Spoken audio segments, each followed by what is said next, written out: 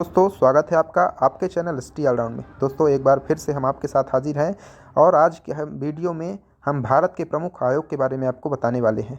दोस्तों आपको बता दें कि एमपीपीएससी का जो पेपर प्री है, जो उसमें यूनिट 10 है, जो उसमें सभी आयोग के बारे में बताया गया है। तो उसी कड़ी में हम इसमें आयोग को स्टार्ट किए हैं और मेंस को भी दोस्तों ये कवर करेगा। मेंस में किस टॉपिक को किस पेपर को कवर करेगा, तो पेपर 2 जो पार्ट ए है उसमें यूनिट 2 और 3 इस पेपर को कवर करेगा। उसमें सभी आयोग के बारे में बताया गया है। दोस्तों आज का जो हम टॉपिक लिए हैं, इसका टॉपिक का नाम है राष्ट्रीय महिला आयोग। दोस्तों बहुत इंपॉर्टेंट टॉपिक है और राष्ट्रीय महिला आयोग के बारे में हम सभी डिटेल से बताएंगे, आपको जानकारी देंगे। इसका गठन, इसकी पदावधि क्या है, इसका कार्यकाल क्या है, उसके उद्देश्य क्या है, सभी महत्वपूर्ण जानकारियाँ देंगे दोस्तों, जो कि प्री को तो कवर करेगी ही, साथ ही साथ आपके मेंस के लिए भी बहुत इंपॉर्टेंट होगी। साथ ही साथ दोस्तों हम आपको यही बता दें कि हम अंत में इससे संबंधित अभ्यास प्रश्न भी लिए हैं और इससे आपका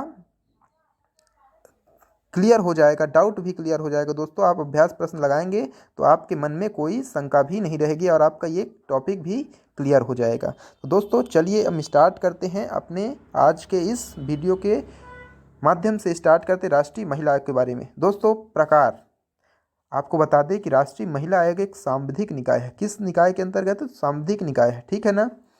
दोस्तों इसका गठन हुआ था राष्ट्रीय महिला आयोग अधिनियम 1990। अधिनियम आपको ध्यान रखना है, अधिनियम क्या है? 1990 का अधिनियम है। धारा 3, कौन सी धारा? धारा 3 के अंतर्गत और अध्याय 2 में शामिल है ये, ठीक है।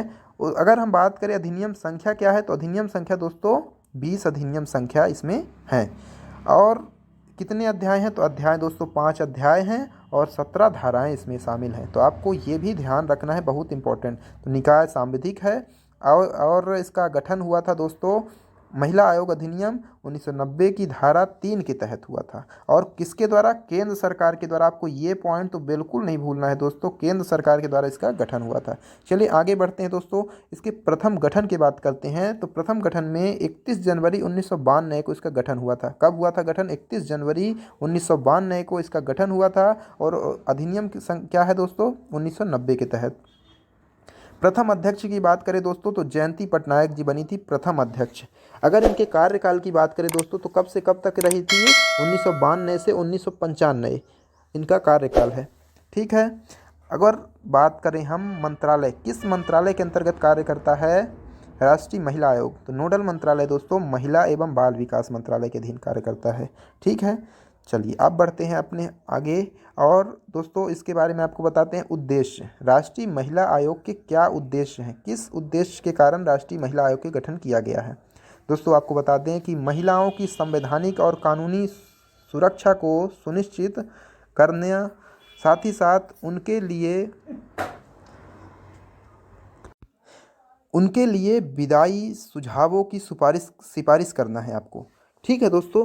तो आपको ये भी ध्यान रखने हैं और आपको बता दें हम कि जो शिकायतों का निवारण करना, इसका मुख्य कार्य ये भी है कि जो शिकायतें हैं उनका निवारण किया जाए।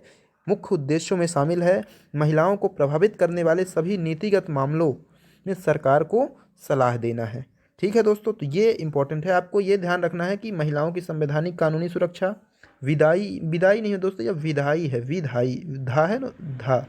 तो विधायी सुझावों की सिफारिश करना इसका प्रमुख उद्देश्य है, शिकायतों का निवारण करना। अब बढ़ते हैं दोस्तों इसके बारे में जानते हैं इसका कार्यकाल क्या है। कार्यकाल दोस्तों बात करें तो कार्यकाल मात्र 3 साल का कार्यकाल होता है और 65 वर्ष इनमें से जो भी पहले हो उसके अंतर्गत इनका कार्यकाल निश्चित रहता है। त्यागपत्र की बात करें तो त्यागपत्र किसे देंगे? तो त्यागपत्र केंद्र सरकार को दिया जाएगा और निष्कासन भी केंद्र सरकार के द्वारा ही किया जाएगा इनका। दोस्तों अब बढ़ते हैं हम राष्ट्रीय महिला आयोग की संरचना के बारे में। दोस्तों राष्ट्रीय महिला आयोग की संरचना कितनी क्या होती है? तो संगठन की अगर बात करें इनमें तो 1+5, जिनमें से 1 एक अध्यक्ष होता है और 5 सदस्य होते हैं। तो आइए हम जानते हैं दोस्तों, एक अध्यक्ष होगा, 1+5 के रूप में मतलब इसमें संगठन होता है। तो एक जो होंगे तो अध्यक्ष होंगे और ऐसा व्यक्ति अध्यक्ष होगा जिसने अपना जीवन महिलाओं के हितों के लिए समर्पित किया हो। साथ ही साथ दोस्तों इसमें 5 सदस्य कौन होंगे? 5 सदस्य दोस्तों ऐसे होंगे जो केंद्र सरकार के द्वारा मनोनीत किए जाएंगे।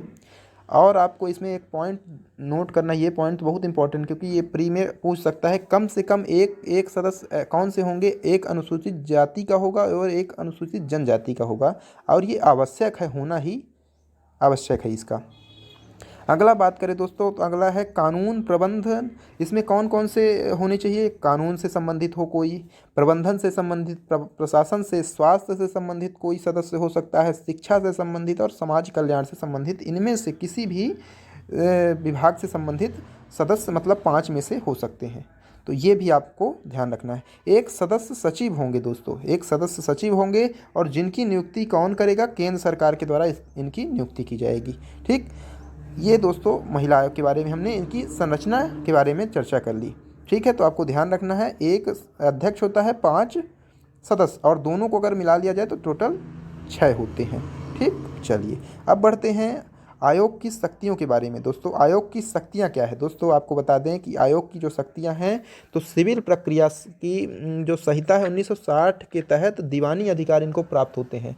दोस्तों दीवानी अधिकार के तहत कौन कौन से अधिकार प्राप्त होते हैं, दीवानी अधिकार के तहत दोस्तों आपको बता दें कि जो गवाहों की उपस्थिति होती है, समन करना है तथा हाजिर करना, शपथ करना, उनकी जांच करना, शपथ पर उनकी क्या करना, जांच करना। वहीं दोस्तों किसी दस्तावेज को अगर ढूंढना है और प्रस्तुत करना है, ये दीवानी सिविल प्रक्रिया संहिता के तहत आएगा। हलफनामे पर साक्ष्य प्राप्त करना, ये भी किसके अंतर्गत आएगा, तो दीवानी अधिकार के अंतर्गत आएगा। वहीं गवाहों और दस्तावेजों की जांच के लिए कमीशन का गठन करना भी दीवानी मामलों के अंतर्गत आता है, शामिल किया जाता है। तो दोस्तों ये आपको ध्यान रखना है। और अगर हम आपको बताएं दोस्तों राष्ट्रीय महिला आयोग के बारे में, तो राष्ट्रीय महिला आयोग की बात करें दोस्तों, तो राष्ट्रीय महिला आयोग के अगर वेतन भत्ते की बात करें, वेतन और भत्तों की बात करें, तो दोस्तों आपको ध्यान रखना है कि राष्ट्रीय जो महिला आयोग है, इसके अध्यक्ष, सदस्य व कर्मचारियों के जो वेतन, भत्ते, पेंशन, ये सभी किसके द्वारा निर्धारित किए जाते हैं, केंद्र सरकार को द्वारा। किसके द्वारा, केंद्र सरकार। आपको इसमें सभी जो महत्वपूर्ण पहलू है आपको ध्यान रखना है कि केंद्र सरकार के द्वारा ही अधिकतर इसके कार्यों को किया जाता है, और केंद्र सरकार के द्वारा ही किससे दिए जाएंगे, अनुदानों में से दिए जाएंगे। किस में से दिए जाएंगे, अनुदानों में से दिए जाएंगे। तो ये भी आपने ध्यान रखना है। अच्छा दोस्तों रिपोर्ट की बात करें, रिपोर्ट किसको सौंपेगा, तो रिपोर्ट दोस्तों राष्ट्रीय महिला आयोग की रिपोर्ट केंद्र सरकार को, राज्य संबंधी रिपोर्ट राज्य सरकार को सौंपी जाएगी। तो ये ध्यान रखना। ठीक दोस्तों, तो ये राष्ट्रीय महिला आयोग से सभी महत्वपूर्ण बिंदु हो गए दोस्तों, जो कि आपके लिए बहुत ही इंपॉर्टेंट है। आपको एक बार रिवाइज जरूर करना है दोस्तों, तो ये आपको 100% क्लियर हो जाएंगे। और दोस्तों पूरा भरोसा है यहाँ से कि यहाँ से आपका 1 नंबर बाहर नहीं होगा। अब चलिए हम चलते हैं रिवीजन की ओर, और अभ्यास प्रश्न दोस्तों हमने कुछ लिया है जिससे आप अपने तैयारी को और मजबूत कर सकते हैं। तो दोस्तों राष्ट्रीय महिला आयोग संबंधित कुछ प्रमुख प्रश्न, आइए हम एक एक कर चर्चा करते हैं। दोस्तों राष्ट्रीय महिला आयोग, दोस्तों इसका कार्यकाल कितना होता है, तो ऑप्शन नंबर सी होगा दोस्तों। कितना होता है कार्यकाल, 65 वर्ष या 3 वर्ष, जो भी पहले हो। ठीक है ना, ये तो बताया गया दोस्तों, अपने हमने पढ़ा भी ऊपर कि क्या पढ़ा है कि 3 वर्ष या 65 वर्ष जो भी पहले होगा। ठीक, तो चलिए आगे बढ़ते हैं। 65 वर्ष, ओके फ्रेंड्स। ये तो ये दूसरा प्रश्न क्या है दोस्तों कि राष्ट्रीय महिला आयोग का गठन किसके द्वारा किया जाता है, राज्य सरकार, राज्यपाल, राष्ट्रपति या केंद्र सरकार। तो इसका आंसर क्या हो जाएगा दोस्तों, ऑप्शन नंबर डी, केंद्र सरकार के द्वारा। किसके द्वारा दोस्तों, केंद्र सरकार के द्वारा राष्ट्रीय महिला आयोग का गठन किया गया है। आगे बात करें दोस्तों, तो राष्ट्रीय महिला आयोग में अधिनियम संख्या क्या है, अधिनियम संख्या दोस्तों कितनी है, 20 है। ठीक दोस्तों, आंसर नंबर हो जाएगा 20। आगे बढ़े दोस्तों, तो राष्ट्रीय महिला आयोग किस मंत्रालय के अधीन कार्य करता है, तो राष्ट्रीय महिला आयोग ऑप्शन नंबर बी दोस्तों, महिला एवं बाल विकास मंत्रालय के अधीन कार्य करता है। तो ये इसका आंसर हो जाएगा राष्ट्रीय महिला एवं बाल विकास मंत्रालय के तहत। ठीक है, 5वां प्रश्न क्या है दोस्तों कि राष्ट्रीय महिला आयोग के सदस्य कितने होते हैं। सदस्य दोस्तों क्वेश्चन में आपको ध्यान रखना है कि सदस्य होते हैं 5 होते हैं, 1 + 5। ठीक, एक अध्यक्ष होते हैं और 5 इसके सदस्य होते हैं। तो कितना आंसर हो जाएगा दोस्तों, 5। 6वां प्रश्न है दोस्तों कि राष्ट्रीय महिला आयोग की प्रथम अध्यक्ष कौन थी, ममता शर्मा, जयंती पटनायक, वी मोहिनी गिरी की रेखा शर्मा। तो इसका आंसर हो जाएगा दोस्तों जयंती पटनायक। क्या हो जाएगा, जयंती पटनायक इसका आंसर हो जाएगा दोस्तों। ठीक, चलिए आगे बढ़ते हैं। 7वां प्रश्न है कि राष्ट्रीय महिला आयोग की वर्तमान अध्यक्ष कौन है। तो ऑप्शन है ममता शर्मा, रेखा शर्मा कि बी मोहिनी गिरी की गिरिजा व्यास। दोस्तों इसका आंसर हो जाएगा option number B Rekha Sharma. ठीक है दोस्तों, रेखा शर्मा इसका आंसर हो जाएगा और इन्हें 2018 से ये नियुक्त हुई थी, तब से अभी तक यही है। आगे बढ़ते हैं 8वें प्रश्न की ओर। 8वां प्रश्न है दोस्तों कि राष्ट्रीय महिला आयोग का प्रथम गठन कब हुआ था। तो ऑप्शन नंबर बी दोस्तों 31 जनवरी 1992 को किस अधिनियम के तहत, तो 1990 के अधिनियम के तहत 31 जनवरी 1992 को इनका गठन इसका किया गया था।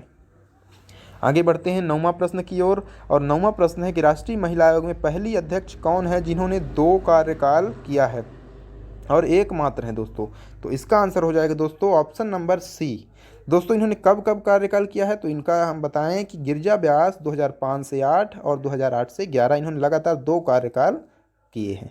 आगे बढ़ते हैं दोस्तों, लास्ट प्रश्न है और अंतिम 10वां प्रश्न है कि राष्ट्रीय महिला आयोग के अध्यक्ष व सदस्यों को निष्कासित करने का अधिकार किसके पास होता है। दोस्तों हमने पढ़ा है इसका अधिकार होता है केंद्र सरकार को। ठीक, तो ये दोस्तों आज महत्वपूर्ण प्रश्न थे। राष्ट्रीय महिला आयोग के बारे में हमने बहुत ही महत्वपूर्ण तथ्यों के बारे में, सभी महत्वपूर्ण पहलुओं के बारे में कवर कर दिया दोस्तों। और आगे आने वाली वीडियो में हम और अन्य आयोगों को लेंगे जो कि अभी तो हमने राष्ट्रीय आयोग लिया है, और आने वाले वीडियो में हम राज्य महिला आयोग के बारे में भी कवर करेंगे। तो दोस्तों धन्यवाद। प्लीज़ दोस्तों अगर आपको वीडियो पसंद आए तो प्लीज़ लाइक, शेयर और कमेंट जरूर करिएगा दोस्तों। साथ ही साथ आपको अगर चैनल से फ़ायदा हो रहा है तो प्लीज़ चैनल सब्सक्राइब कर लीजिए, बेल आइकन प्रेस कर लीजिए, जिससे इसी तरह की वीडियो आप टाइमली देख पाएँ। धन्यवाद दोस्तों, मिलते हैं नेक्स्ट वीडियो में।